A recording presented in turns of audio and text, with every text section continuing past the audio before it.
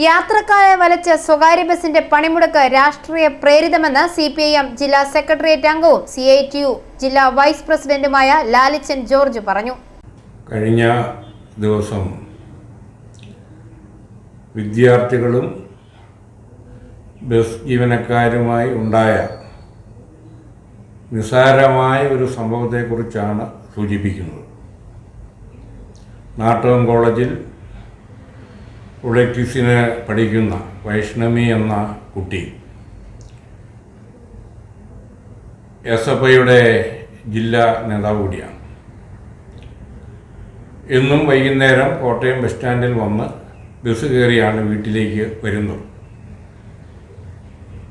അന്നും പതിവ് പോലെ കോളേജിൽ നിന്ന് കോട്ടയം സ്റ്റാൻഡിൽ വന്ന് ബസ് കയറാനായിട്ട് വരികയും കുരുത്തോട്ട് എന്ന ബസ്സിൽ കയറുകയും ചെയ്തു. അങ്ങനെ കയറി കഴിഞ്ഞ് STക്ക് വേണ്ടി പൈസ എടുത്തു കൊടുക്കും. ആ ബസ്സിലുണ്ടായിരുന്ന കണ്ടക്ടർ നല്ല നിലയിൽ മദ്യപിച്ചിരുന്നു. ഈ വിദ്യാർത്ഥിനിയോട് മോശമായി പെരുമാറി ST തരാൻ പറ്റിയല്ല എന്ന് പറഞ്ഞു. കുട്ടി പറഞ്ഞു, ഞാൻ എന്നും ഈ ബസ്സിലും അതല്ലെങ്കിൽ ഇത് കഴിഞ്ഞു പോകുന്ന മറ്റ് ബസ്സുകളിലും കയറി ആണ് വരുന്നത്. ST കാർഡ് എൻ്റെ കയ്യിലുണ്ട്, കഴുത്തേൽ ബാഡ്ജുമുണ്ട്. കാർഡ് എടുത്ത് കാണിച്ചു. വളരെ അപമര്യാദയായി ആ കുട്ടിയോട് പറഞ്ഞാൽ അറയ്ക്കുന്ന ഭാഷയിലാണ് ആ കണ്ടക്ടർ അപ്പോൾ പ്രതികരിച്ചത്.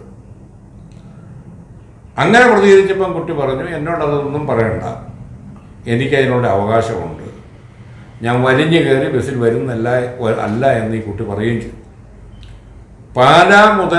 കോട്ടയം മുതൽ പാലാ വരെ ഈ തരത്തിൽ ആ കുട്ടിയുടെ പുറകെ നടന്ന് ചീത്ത വിളിക്കുന്ന സമീപനമായിരുന്നു ഈ കണ്ടക്ടർ എടുത്തത്.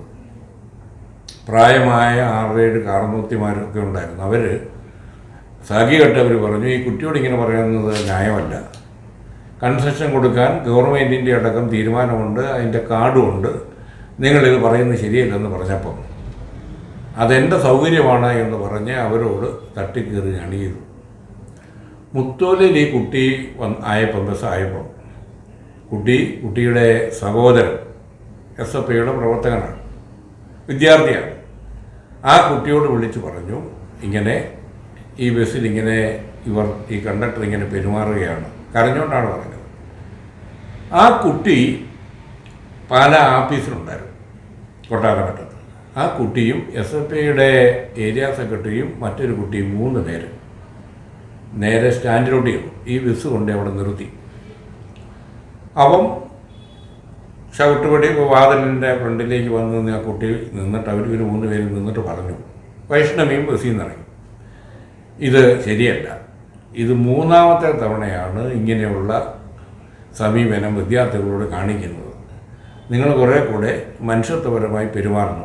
അപ്പം നീ ആരാടാന്ന് ചോദിച്ചപ്പോൾ ഞാൻ SFIയുടെ ഏരിയ സെക്രട്ടറിയാണ് എന്ന സഖാവ് പറഞ്ഞു. എന്നാൽ കാണിച്ചു തരാവുന്ന സ്റ്റെപ്പേന്ന് ഒരു സ്റ്റെപ്പ് കൂടെ തവട്ടിറങ്ങിയിട്ട് ഒറ്റ തൊഴിയാണ്. നെഞ്ചിന് തൊഴിയേറ്റ കുട്ടി മലം നടിച്ച് ടാറിൽ വീണു. എന്നിട്ട് ഈ കണ്ടക്ടർ ഇറങ്ങി അപ്പുറത്ത് ഡ്രൈവറും ബസ്സിലുണ്ടായിരുന്ന ഒരു 10-15 മറ്റു ബസ്സിലുള്ള ആളുകളും കൂടെ വന്ന് അവിടെ ഇത് തിരക്കാൻ പോയ 3 വിദ്യാർത്ഥികളെയും ഭീകരമായി മർദ്ദിക്കുകയായിരുന്നു. ചവിട്ടി നിലത്തിട്ട് ചവിട്ടാണ് പോയിട്ട് ചവിട്ടിക്കുകയായിരുന്നു, മർദ്ദനമായിരുന്നു.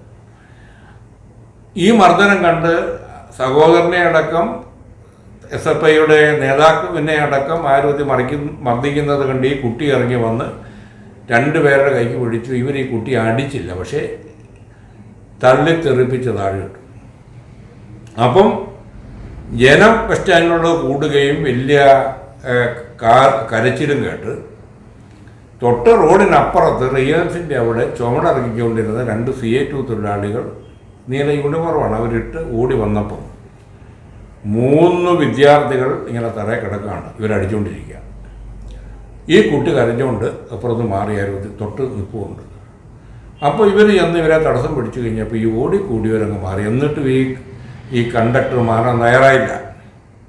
അവസാനം വീണ്ടും 2-3 പേരൂടെ വന്നു കഴിഞ്ഞപ്പോഴാണ് കണ്ടക്ടർ ചെറുതായിട്ട് ആരോഗ്യത്തിൽ മാറിയത്. കണ്ടക്ടറെ അന്നേരെ തന്നെ ഗവൺമെൻറ് ആശുപത്രിയിൽ എത്തിച്ചു.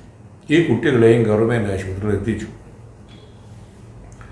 വൈഷ്ണവിക്കും കൈക്ക് ആ രൂപത്തിൽ പിടിച്ചതിനകത്ത് ചെറിയ പരിക്ക് പറ്റിയിട്ടുണ്ട്. മറ്റ് 3 കുട്ടികൾക്കെന്ന് പറഞ്ഞാൽ ശരീരം ഇടിച്ച് ഞുറുക്കുക ചെയ്ത് 3 പേരെ ഇപ്പം തിരുമിച്ചുകൊണ്ടിരിക്കുക. അവർക്ക് കിടക്കാനും ഇരിക്കാനും വരാത്ത അവസ്ഥയാണ്. ഇതാണ് ഉണ്ടായത്. ഇതുണ്ടായിട്ടും ഞങ്ങളാരും ഒരു ബസ്സുകാരനെയോ ഒരു ജീവനക്കാരനെയോ പിടിക്കാനൊന്നും തയ്യാറായിട്ടില്ല. പാലായിൽ ബസ്സിൻ്റെ രംഗത്ത് CA2 ആണ് ഏറ്റവും പ്രധാനപ്പെട്ട യൂണിയൻ. നാമമാത്രമായ BMS-ഉം പിന്നെ KTUC ഉണ്ട്, INTUC ഉണ്ട്. എന്നാലൊരു പ്രത്യേകത, ഇവിടെ ഒരു യൂണിയനുമില്ലാത്ത ലൈസൻസോ, അത് കണ്ടക്ടർ ലൈസൻസ് ആണെങ്കിലും ഡ്രൈവർമാരുടെ ലൈസൻസ് ആണെങ്കിലും ഒന്നുമില്ലാത്ത ഗുണ്ടകളായ സാമൂഹ്യ വിരുദ്ധന്മാരായ ആളുകൾ 50% ഈ ബസ്സുകളിലുണ്ട്. അവർ മദ്യത്തിനും മയക്കുമരുന്നിനും അടിമകളാണ്. പാവപ്പെട്ട പ്രത്യേകിച്ച് പെൺകുട്ടികളെ വേട്ടയാടുക എന്നുള്ളതാണ്. കുട്ടികളെ മാത്രമല്ല അമ്മമാരെയും യാത്രക്കാരായ ആളുകളെ വേട്ടയാടുന്ന സമീപനമാണ് അവർ എടുത്തുകൊണ്ടിരിക്കുന്നത്.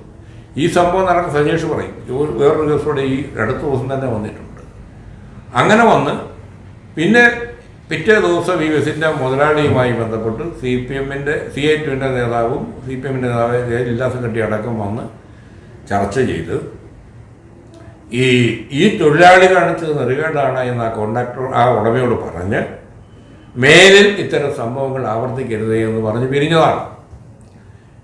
അതിൻ്റെ പിറ്റേ ദിവസമാണ് SFIയുടെ നേതൃത്വത്തിൽ ഒരു 250 കുട്ടികളും ഒരു 10-35 DYFIയുടെ പ്രവർത്തകരും എല്ലാം പങ്കെടുത്തൊരു പ്രകടനം വന്ന് സെൻറ് തോമസ് കോളേജിൻ്റെ ഇവിടെ നിന്ന് വന്ന് ബസ് സ്റ്റാൻഡിൽ കയറി ബസ് സ്റ്റാൻഡിൽ അധ്യക്ഷ പ്രസംഗവും സ്വാഗതവും കഴിഞ്ഞ് ഉദ്ഘാടനം ചെയ്തുകൊണ്ടിരിക്കുമ്പോഴാണ് ഈ കുരുത്തോട്ടുകാരുടെ ഒരു വണ്ടി കൃത്യം അതിന് വേണ്ടി കൊണ്ട് നിർത്തുന്നു. അപ്പോൾ കുരുത്തോട്ടെ വണ്ടി എന്ന് ആരോ പറഞ്ഞു, ഈ പിള്ളേരെല്ലാം ഓടി.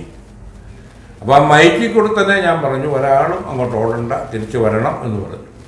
അപ്പം എന്നിട്ട് പാർട്ടി നേതാക്കന്മാർ തന്നെ ഇടപെട്ട് അവരെ തിരിച്ചു കൊണ്ടുപോകും. ഒരു കണ്ടക്ടർക്ക് വണ്ടിയെ കയറി ഒരു കണ്ടക്ടറുടെ കഴുത്തിനാരൂപത്തിൽ ഒരു വിദ്യാർത്ഥി പിടിച്ചു എന്നുള്ളതല്ലാതെ ഒരു മർദ്ദനമോ അവിടെ ആരും കാര്യമായി നടന്നില്ല. അവിടെ CA2-കാർ ആ വണ്ടിയുടെ ഭാഗത്തേക്ക് പോയ ആളുകളെ മുഴുവൻ പിടിച്ചു മാറ്റി ആ രൂപത്തിൽ വിടുന്ന ദൃശ്യങ്ങൾ ഇതുമായി ബന്ധപ്പെട്ട് പ്രചരിപ്പിക്കപ്പെട്ട വീഡിയോയിലെല്ലാം വ്യക്തമായിട്ട് കാണാം.